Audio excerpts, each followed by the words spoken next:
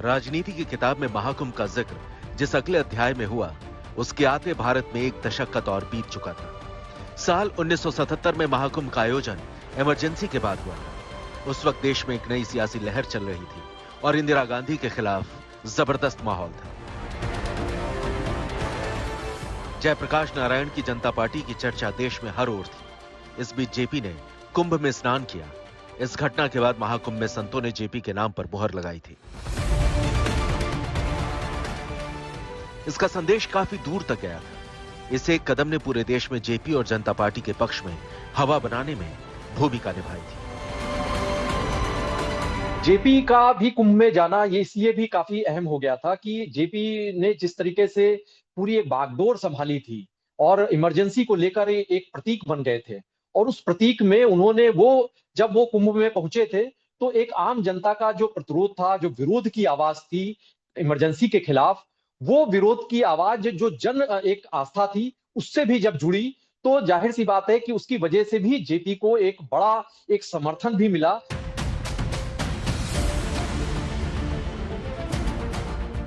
इसके बाद अगले महाकुंभ का आयोजन साल 1989 में हुआ था। ये वो समय था जब इंदिरा गांधी की मौत के बाद देश में राजीव गांधी सरकार को 5 साल बीत रहे थे। कई मुद्दों पर सरकार घिरी हुई थी। हिंदू मुस्लिम की सियासत जोर पकड़ रही थी। इसी महाकुंभ में बीजेपी की सियासी पहचान को मजबूत बनाने की जमीन तैयार हुई थी। महाकुंभ में त्रिवेणी के तट से ही अयोध्या में राम मंदिर का मुद्दा गरमाया था। कुंभ एक बढ़िया अवसर होता है और इसमें संत समाज जुटता है, और संत समाज में के जुटान में ही अशोक सिंघल ने इस आंदोलन को शुरू किया था। राम मंदिर आंदोलन को एक तरह से एडॉप्ट किया था। उसके पहले तक विश्व हिंदू परिषद का ये बड़ा आंदोलन नहीं था, बल्कि राम मंदिर का आंदोलन था। आप जान करके ताज्जुब करेंगे कि उस समय उत्तर प्रदेश के कांग्रेसी सरकार के मंत्री थे और मुजफ्फरनगर की कांठ विधानसभा में एक क्षेत्र में एक बैठक हुई थी। उसी बैठक में वो आए थे और वहीं से उन्होंने उसकी शुरुआत की थी। और संतों ने सबसे पहले, विश्व हिंदू परिषद ने ठीक है कि अडॉप्ट किया, लेकिन जो साधु संत हैं उन्होंने इसको अपनाया, उसके महत्व को समझा। इसके एक दशक बाद 1999 के लोकसभा चुनाव में बीजेपी 182 सीटें जीतकर सबसे बड़ी पार्टी के रूप में उभरी और अटल बिहारी वाजपेयी प्रधानमंत्री बने। इसके लगभग 1.25 साल बाद 2001 में प्रयाग में महाकुंभ का आयोजन हुआ।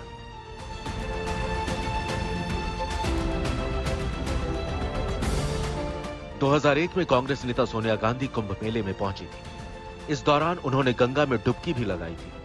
सोनिया गांधी की इस कुंभ यात्रा को लेकर कई सवाल भी उठे थे। कई लोगों ने तर्क दिया कि अपनी एंटी हिंदू इमेज को बदलने और 99 के चुनाव में उठे विदेशी मूल के मुद्दे का जवाब देने के लिए सोनिया गांधी ने गंगा में डुबकी लगाई। देखिए, 2001 में जब कुंभ का आयोजन हुआ था उससे पहले सोनिया गांधी के विदेशी होने का मुद्दा उसने तूल पकड़ा था। लेकिन 2001 में जब सोनिया गांधी ने कुंभ में शिरकत की थी उस वक्त उन्होंने ये बयान भी दिया था कि मैं प्रयागराज में आई हूं, ये मेरी ससुराल है, मैं यहाँ की बहू हूं। तो एक बड़ा कनेक्ट हुआ था, इमोशनल कनेक्ट हुआ था। हालांकि उस वक्त बीजेपी के भी दिग्गज चेहरे कुंभ में पहुंचे जरूर थे, लेकिन सोनिया गांधी का कुंभ में जाना ये भी एक बड़ा कांग्रेस के लिए एक उससे संवेदनाएं भी जुड़ी, भावनाएं भी जुड़ी।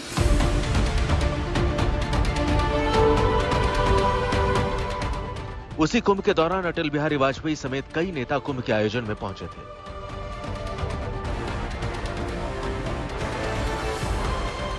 अटल जी के कुंभ स्नान की ठीक 12 साल बाद बारी आई महाकुंभ 2013 की। ये वो दौर था जब गुजरात के मुख्यमंत्री नरेंद्र मोदी देश की सियासत में अपनी एक नई पहचान बनाने की कोशिश में थे। 2013 के कुंभ में संतों ने प्रधानमंत्री के तौर पर पहली बार मोदी के नाम को प्रोजेक्ट किया था।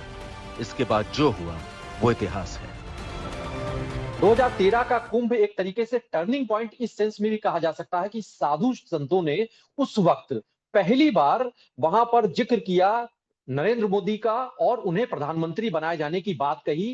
खुद वीएचपी के मुखिया अध्यक्ष अशोक सिंघल ने इस मुद्दे को उठाया और उसके बाद से राजनाथ सिंह ने बाद में वो बतौर बीजेपी के राष्ट्रीय अध्यक्ष साधु संतों से जो उन्हें संदेश मिला, संकेत मिला, उसके बाद भी कहा जाता है कि उसी को वो आगे ले गए। मोहन भागवत का भी उसमें साथ मिला।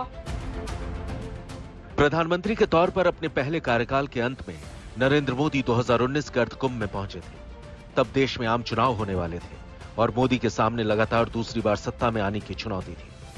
ऐसे समय में प्रधानमंत्री मोदी ने गंगा में डुबकी लगाई थी।